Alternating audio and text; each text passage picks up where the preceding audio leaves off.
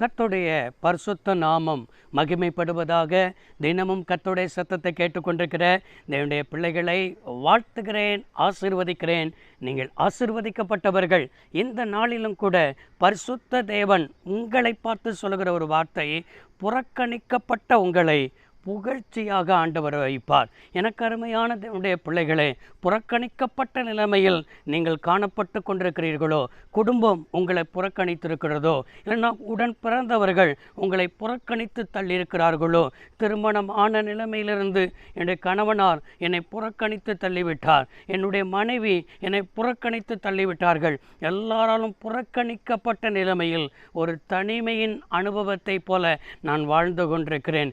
எந்த ஒரு நிகழ்ச்சிகளுக்கும் போக முடியவில்லை, என் வார்த்தைகளுக்கு மதிப்பு இல்லை, என்னையும் என் குடும்பத்தையும் என் பிள்ளைகளையும் புறக்கணித்து தள்ளியிருக்கிறார்கள் என்று சொல்லி இப்படிப்பட்ட நிலைமையில் உங்களுக்குள் புலம்பி உங்களுக்குள் வேதனைப்பட்டு கொண்டு சில குடும்பங்கள் கூட திருச்சபையால் கூட புறக்கணிக்கப்பட்டிருக்கிறீர்களோ, என்னென்ன நிலைமையில் புறக்கணிக்கப்பட்ட நிலைமையில் காணப்படலாம். ஆனால் நீதான் ஆண்டவருக்கு தேவை, உன் குடும்பம்தான் ஆண்டவருக்கு தேவை. உன்னை பார்த்து தான் சொல்கிறார், புறக்கணிக்கப்பட்ட உன்னை நான் புகழ்ச்சியாக வைப்பேன் என்பதாக தேவன் வாக்கு பண்ணி கொண்டிருக்கிறார். அப்போஸ்தலனாக இருக்கிறதான பேதுரு நிருபத்தை எழுதுகிறார். 1 பேதுரு 2ஆம் அதிகாரம் 4வது வசனத்தில், மனுஷரால் தள்ளப்பட்டதாயினும் தேவனால் தெரிந்து கொள்ளப்பட்டதும் விலையேறப்பட்டதுமாயிருக்கிற ஜீவனுள்ள கல்லாகிய அவரிடத்தில் சேர்ந்தவர்களாகிய நீங்களும். எனக்கு அருமையான தேவனுடைய பிள்ளைகளே, மனுஷரால் தள்ளப்பட்டது அப்படின்னா மனுஷரால் புறக்கணிக்கப்பட்டது தான். அவர்களை தான் தேவன் தெரிந்து கொள்வார்.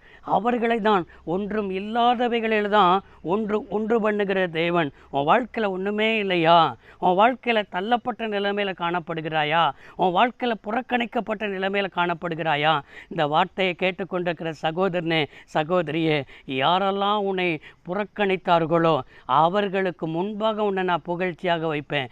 ஏனென்றால் நான் உன்னை தெரிந்து கொண்டிருக்கிறேன். நீ என்னுடைய மகள், நீ என்னுடைய மகன். நான் உன்னுடைய இரத்தத்தினால் கழுவி கொண்டேன். நீ என்னுடைய ஐஸ்வர்யத்தை உனக்கு தருவேன், என்னுடைய மேன்மையை உனக்கு தருவேன், என்னுடைய கனத்தை உனக்கு தருவேன். எல்லாவற்றையும் உனக்கு தந்து உன்னை புறம் தள்ளினவர்கள் உன் கணவனாரா, உன் குடும்பமா, அதே போல் உன் பெற்றோரா, உன் அக்கம் பக்கமா, அதே போல் உன் சொந்த பந்தமா, அவர்களுக்கு முன்னால் தலை குனிஞ்சிட்டேனே, இவர்களுக்கு முன்னால் தலை குனிஞ்சிட்டேனே என்று சொல்லி தலை குனிந்த ஒரு அனுபவத்தை போல அனுபவம் தான் இருக்குமே தவிர, அப்படிப்பட்ட சூழ்நிலைகள் கூடாக உன்னை நடத்தாதபடிக்கு ஆண்டவர் அதே இடத்தில், மகளே மகளே, அதே இடத்தில் அவர்களுக்கு முன்பாக அவர்களுக்கு கண்கள் காணத்தக்கதாக உன்னை புகழ்ச்சியாக வைப்பேன்னு ஆண்டவர் பேசுகிறார். அப்படியே ஆமேன் சொல்வாயா?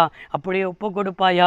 தேவனை மட்டும் இருதயத்தில் பிடித்துக்கொள். அவரை உன்னை புகழ்ச்சியாகவே வைத்து அழகு பார்ப்பார். சர்வ வல்லமையுள்ள தெய்வமே, அன்பு தகப்பனே, இந்த வார்த்தையை கேட்ட பிள்ளைகள் வாழ்ந்து சுகித்து உம்முடைய பிள்ளைகள் நன்மையை பெற்றுக்கொள்ளட்டும் என்று இந்த நாளை ஆசீர்வதித்து ஜெபிக்கிறேன். இயேசு இரட்சக நாமத்தில் வேண்டி கேட்கிறோம் நல்ல பிதாவே, ஆமென். கர்த்தர் உங்களை ஆசீர்வதிப்பாராக. God bless you all.